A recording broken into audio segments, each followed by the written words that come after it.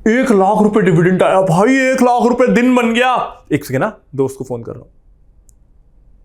हाँ भाई, पार्टी है, ₹1 लाख डिविडेंड आया है। अरे भाई ये शेयर में इन्वेस्ट करके जब डिविडेंड आए ना, चल शाम को मिलते हैं, वीडियो बना रहा हूं। हाँ, मुझे पता है आप भी कुछ ऐसे ही फील करते हो ना, जिस दिन डिविडेंड आता है और अगर अमाउंट अच्छा खासा आ जाए, एकदम से कुछ बोनस पैसा आ जाए तो बहुत अच्छा फील होता है ना। आज ना मैं आपको डिविडेंड के दोनों साइड दिखाने वाला हूं। अच्छा साइड कई बार हमको पता होता है, मैं बुरा साइड भी दिखाने वाला हूं। अच्छा और बुरा दोनों, निर्णय फिर आपका रहेगा। वैसे मेरी मानो ना तो डिविडेंड अच्छे नहीं है। अरे ये फिर बोला आई डोंट ड्रिंक। सच में मेरी मानो तो डिविडेंड्स अच्छे नहीं है। हाँ, सबके लिए बुरे नहीं है, कुछ केसेस में बढ़िया भी हो सकते हैं, कुछ केसेस में बहुत यूजफुल भी हो सकते हैं, लेकिन generally I don't like them. पता है क्यों? चलो समझते हैं।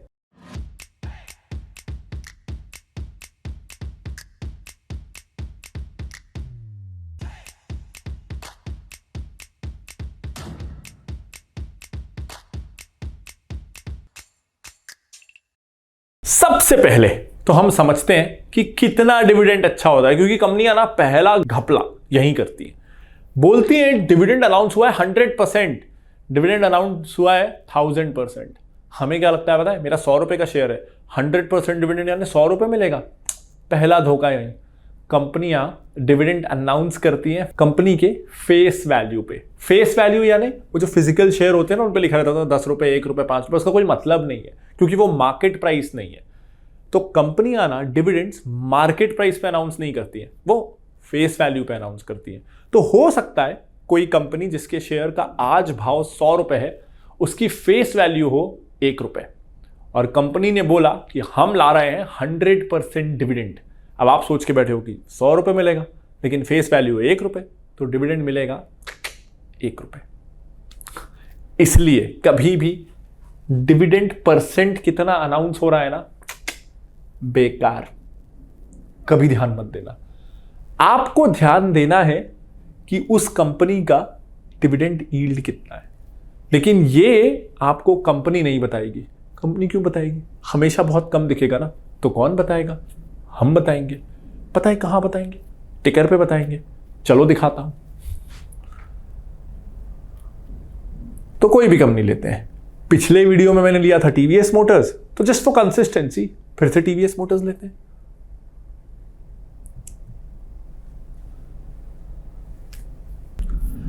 अब हम आपको दिखाएंगे डिविडेंड यील्ड यहां 0.35%, यानी कि रफली 1000 रुपए का शेयर है ना, 1000 रुपए से भी ज्यादा का शेयर है। इसमें आपको डिविडेंड पता है कितना मिलना है? 3-4 रुपए के आसपास। 0.35% डिविडेंड यील्ड है, 3.5 रुपए आपको डिविडेंड मिलना है। तो लगभग इसमें मतलब आपको कुछ भी डिविडेंड मिलने वाला है नहीं। तो हमेशा आप डिविडेंड यील्ड देखोगे। अब आपको पता है 3-3.5 रुपए डिविडेंड मिल रहा है ना, इस कंपनी की शेयर की फेस वैल्यू है 1 रुपए, यानी टीवीएस ने अनाउंस किया होगा डिविडेंड 300% का। 1 रुपए पे 300% डिविडेंड। कोई जो बिगिनर इन्वेस्टर होगा ना, वो सोचेगा 300%, 1000 रुपए पे 3000 डिविडेंड मिल रहा है, मिलेगा 3 रुपए का डिविडेंड। इतना फर्क है डिविडेंड परसेंट और डिविडेंड यील्ड में। इसीलिए हमेशा डिविडेंड यील्ड को ध्यान रखना, डिविडेंड परसेंट को भूल जाना। अब अगर ऐसा है तो आपको लाख रुपए अगर कमाना है तो कितने के शेयर्स में इन्वेस्ट करना पड़ेगा, कितना इन्वेस्टमेंट मार्केट में करना पड़ेगा? देखो, ऑन एन एवरेज में अगर आपको बताऊं ना, तो ज्यादातर कंपनियों का डिविडेंड 1% के आसपास होता है, 1%। यानी अगर आपके पास 1 करोड़ के शेयर्स हैं तो आपको साल का रफली लाख रुपए का डिविडेंड मिलेगा। अगर आप ऐसे स्टॉक्स बना रहे हो, ऐसे स्टॉक्स में इन्वेस्ट कर रहे हो जो डिविडेंड फोकस्ड नहीं है, अगर आप नॉर्मली स्टॉक्स में इन्वेस्ट कर रहे हो डिविडेंड को बिना देखे, तो रफली आपकी डिविडेंड यील्ड 1% के आसपास होगी। लेकिन अगर आप डिविडेंड फोकस्ड ही हो कि नहीं यार, मुझे तो साल का मिनिमम लाख रुपए चाहिए ही, उसके लिए मैं हाई डिविडेंड स्टॉक्स में इन्वेस्ट करना चाहता हूं, ऐसे स्टॉक्स जो ज्यादा डिविडेंड देते हो, क्या आप ऐसा कर सकते हो? बिल्कुल कर सकते हो। आपको हाई डिविडेंड स्टॉक्स कहां मिलेंगे? टिकर पे मिलेंगे। चलो फिर से दिखाता हूं। तो आपको जाना है स्क्रीनर सेक्शन पे। अब यहां पे ना मुझे पता है बहुत लोग डिविडेंड सर्च करते हैं, हमारी टीम को पता है, इसलिए एक रेडीमेड स्क्रीनर है डिविडेंड यील्डर्स का।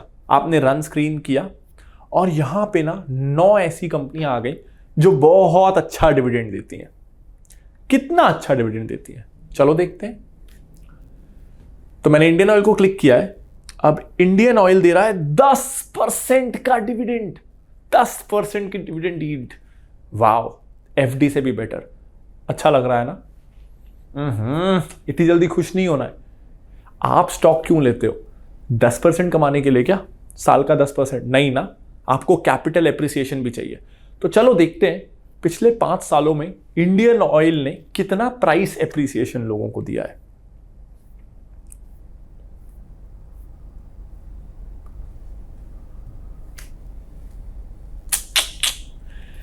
ये कंपनी डिविडेंड तो बहुत अच्छा देती है, लेकिन 5 साल में शेयर बढ़ने के बजाय -10% गिरा है हर साल।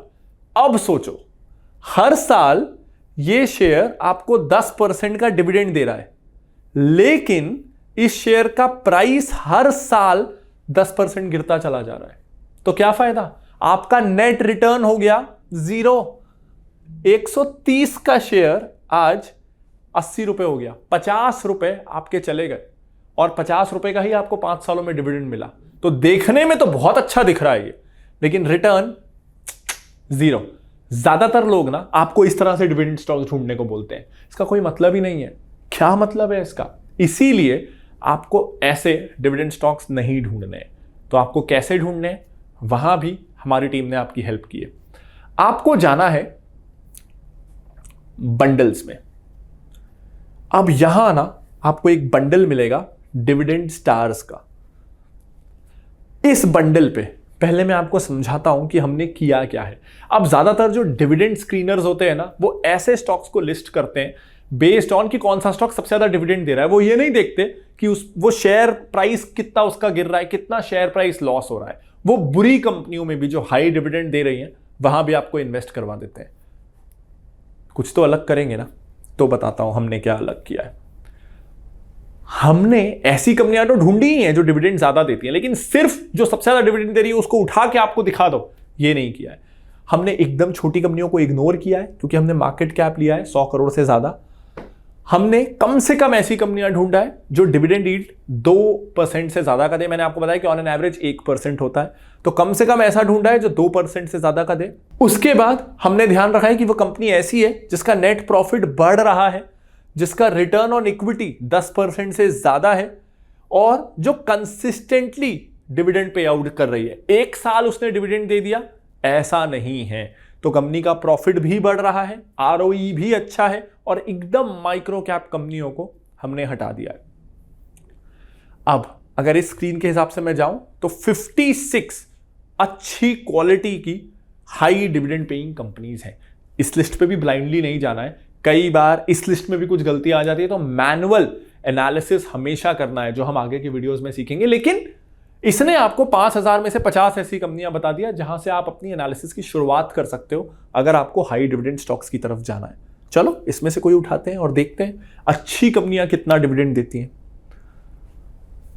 तो अपेरेंटली जो ये बंडल बोल रहा है कि अच्छी कंपनी है, मैं नहीं बोल रहा हूं, वो 3.5% के आसपास का डिविडेंड यील्ड दे रही है और ये भी मैं कहूंगा ज्यादा है। मेरा एक्सपीरियंस ये बोलता है कि ये भी ज्यादा है।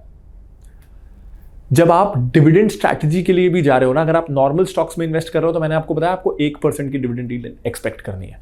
अगर आप हाई डिविडेंड यील्ड स्टॉक्स की तरफ भी जा रहे हो ना, तो भी आपको 2-3% से ज्यादा का डिविडेंड एक्सपेक्ट नहीं करना है।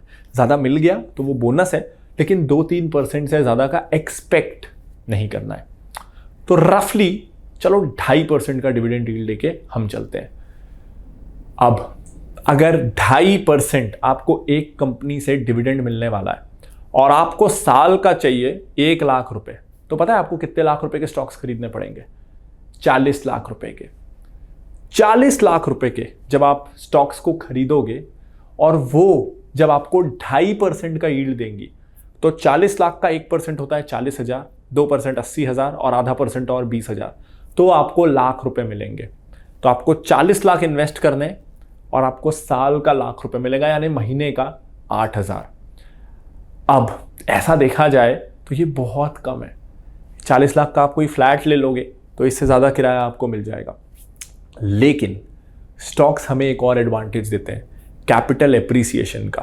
तो लोग डिविडेंड को कैसे देखते हैं, और यही मैं आज बदलने आ रहा हूं कि कैपिटल एप्रिसिएशन तो होगा ही, स्टॉक का प्राइस तो बढ़ेगा ही, प्लस अगर 3-4% डिविडेंड भी मिल जाए तो ये कितनी अच्छी बात है।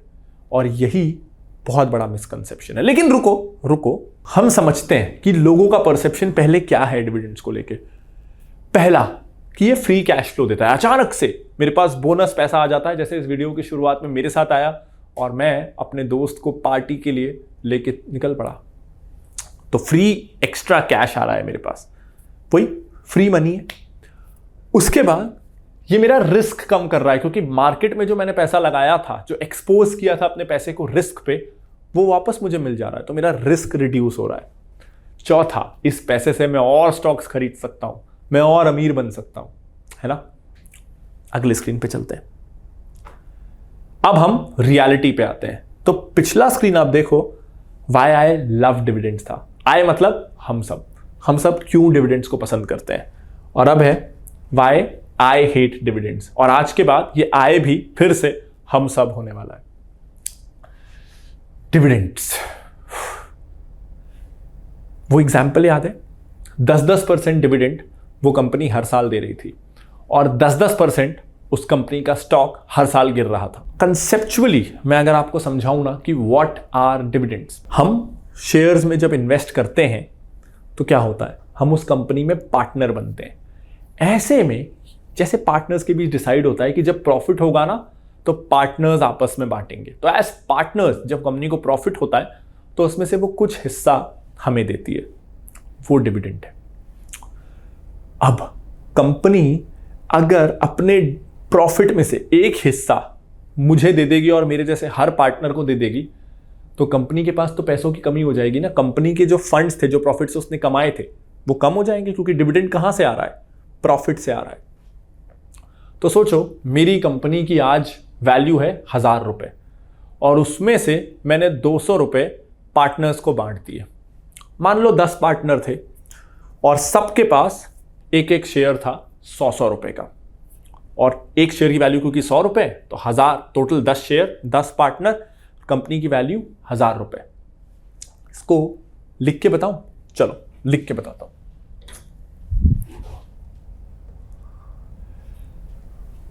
तो टोटल शेयर्स हैं 10,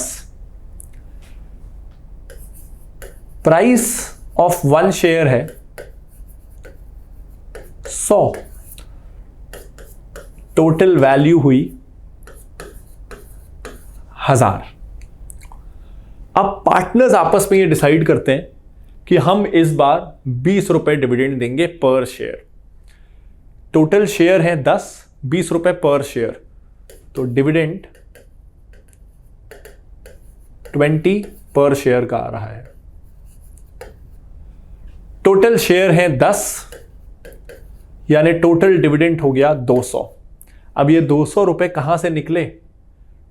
टोटल जो कंपनी के पास प्रॉफिट था उसमें से ये 200 रुपए निकले, यानी कंपनी के पास अब बचे 800 रुपए। शेयर अभी भी 10 है, एक शेयर की वैल्यू अब हो गई 80 रुपए। क्यों? क्योंकि हर शेयर में से 20 रुपए निकल गया डिविडेंड के रूप में। तो जब 200 रुपए का डिविडेंड दिया गया तो कंपनी की वैल्यू 200 रुपए से कम हो गई, जिसके कारण कंपनी की वैल्यू 1000 से 800 हो गई और एक शेयर की वैल्यू 100 से 80 हो गई। तो देखा आपने, डिविडेंड फ्री का नहीं है, आप ही का पैसा आपको वापस मिल रहा है। इतना भी होता ना तो मुझे डिविडेंड से कोई प्रॉब्लम नहीं थी। डिविडेंड में एक और प्रॉब्लम है। अब देखो, ये जो कंपनी के पास टोटल फंड्स हैं 1000 रुपए, इससे कंपनी क्या कर सकती थी? इससे कंपनी 4-5 चीजें कर सकती थी। एक, जो उसने किया, डिविडेंड। दूसरा, वो इसको बिजनेस में लगा सकती थी। तीसरा, वो इससे इन्वेंट्री खरीद सकती थी। बिजनेस में लगाना ही हुआ, लेकिन वो प्लांट एंड मशीनरी मान लेते हैं इसको इन्वेंट्री खरीदना। चौथा, वो बाय बैक कर सकती थी, वो अपने शेयर खुद ही वापस ले सकती थी। वो बहुत सारी चीजें कर सकती है एक कंपनी अपने फंड्स के साथ। वो कुछ रिजर्व बना के रख सकती थी, यहां वो कोई एक्विजिशन कर सकती थी, कोई दूसरी कंपनी को खरीद सकती थी। अब जरा सोचो, अगर इस 1000 रुपए से कंपनी कोई फर्दर एक्सपांशन करती, कोई इन्वेंट्री खरीदती या कुछ भी और करती, तो उसे डिविडेंड डिस्ट्रीब्यूशन टैक्स नहीं देना पड़ता। ये टैक्स ना अभी भी गया नहीं है, ये लोगों पे आ गया है।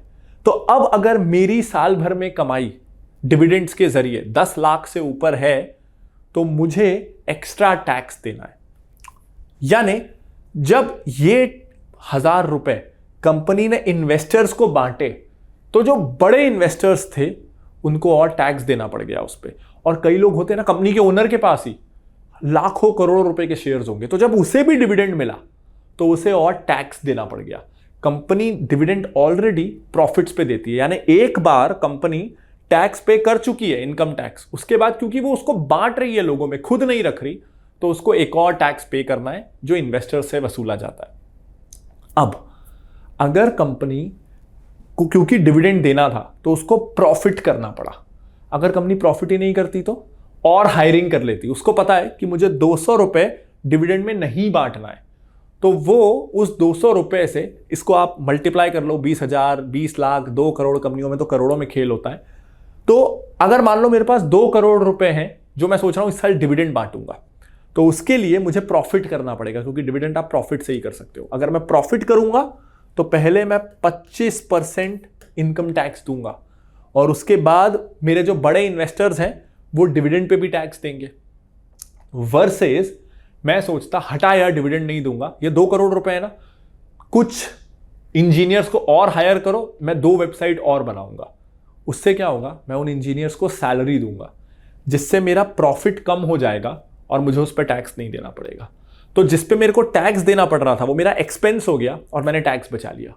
तो डिविडेंड देने के लिए ना कंपनी को बहुत सारा टैक्स भी पे करना पड़ता है, जो वो और लोगों को हायर करने में यूज कर सकती थी। वो 2 करोड़ रुपए से वो 5-7 इंजीनियर और रख सकती थी और उससे अपनी एग्जिस्टिंग प्रोडक्ट्स को और बेटर कर सकती थी। अब हम आगे बढ़ते हैं। तो अभी तक मैंने आपको बताया कि कैसे डिविडेंड्स के कारण डबल टैक्सेशन होता है, शेयर प्राइस भी कम हो जाता है, डिविडेंड फ्री का नहीं है, कंपनी के प्रॉफिट से ही निकल रहा है, तो कंपनी की वैल्यू गिर जाती है। जितने रुपए का डिविडेंड अनाउंस होता है उतने रुपए से आप रफली देखोगे कि अगले दिन शेयर प्राइस गिर जाता है। तो ये कोई भी फ्री का पैसा नहीं है। आपका ही एक 100 रुपए का नोट है, तो जिसके बदले अब आपको एक 50 रुपए का और 2 20 रुपए के नोट मिल रहे हैं, यानी टोटल 90 रुपए, क्योंकि एक 10 रुपए का नोट आपको डिविडेंड के रूप में मिल रहा है। तो हमारे पास नोट ज्यादा आ जाते हैं अलग अलग रंग के, लेकिन वैल्यू सेम की सेम रहती है, बल्कि टैक्स देने के कारण थोड़ी कमी हो जाती है। एक और बहुत बड़ा रेड फ्लैग है, लोगों को डिविडेंड के बारे में ये पता नहीं है ना कि डिविडेंड बुरा है, लोगों को तो डिविडेंड चाहिए। तो उससे क्या होता है, कंपनियां कई बार मजबूर हो जाती हैं डिविडेंड देने को अपनी इमेज बनाए रखने के लिए। क्योंकि क्या होता है, कोई कंपनी है जो 5 साल से डिविडेंड पे कर रही है, अगर वो इस साल नहीं करेगी ना, मार्केट में आ जाएगा खराब हो गई कंपनी, अब ये डिविडेंड नहीं देती, तो लोग उस शेयर को बेचने लग जाएंगे। और ये डर है उस कंपनी को, इसीलिए उसके पास इस बार पैसे नहीं भी है ना, तो वो लोन लेके डिविडेंड दे देगी, बैंक से लोन लेके डिविडेंड। थोड़ा बहुत प्रॉफिट दिखा दो, उस पैसे की कंपनी को जरूरत है, वो एक्चुअली में बांट नहीं सकती, लेकिन अगर नहीं बांटेगी तो सवाल उठेंगे इस साल डिविडेंड नहीं दिया, तो वो थोड़ा प्रॉफिट दिखाती है, लेकिन अपनी जरूरत पूरे करने के लिए बैंक लोन भी लेती है। तो बेसिकली आपको डिविडेंड कंपनी लोन लेके दे रही है, 15% पे पैसे उठा के आपको डिविडेंड दे रही है। इससे कंपनी पे बोझ बढ़ता है, उसके बैंकरप्ट होने के चांसेस बढ़ते हैं।